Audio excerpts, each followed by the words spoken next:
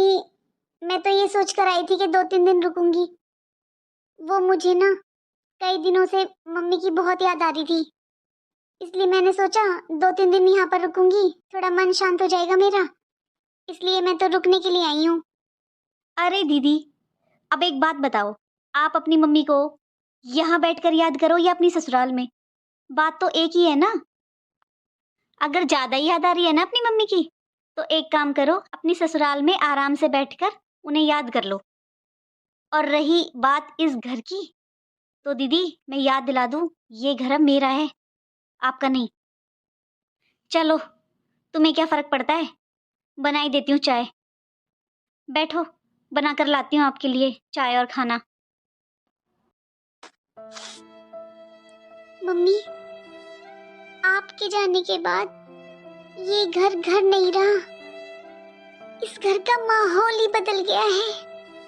मेरा तो दम घुट रहा है मम्मी अब यहाँ पर। जब आप थी तब इस घर में कितनी रौनक थी मम्मी, हर जगह खुशी नजर आती थी, अपनापन महसूस होता था।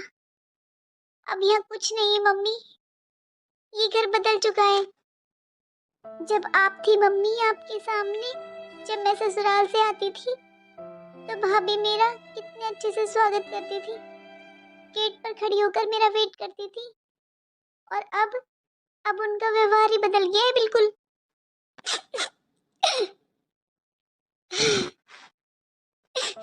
लोग सही कहते हैं, मायका माँ से ही होता है।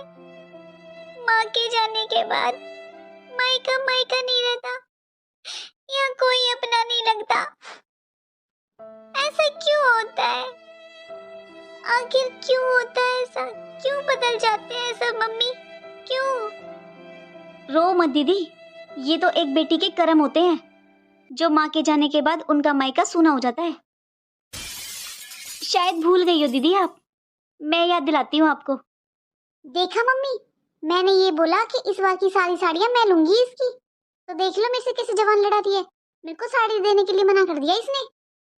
अरे ये कौन होती है तुझसे मना करने वाली? तुझे जो अच्छी लग रही है वो लेके जा, तूने इससे पूछा ही क्यों? इसे ज्यादा इज्जत देने की जरूरत नहीं है। ऐसा है, कान खोल कर सुन लो, ये घर मेरा और मेरे माँ बाप का है, समझी?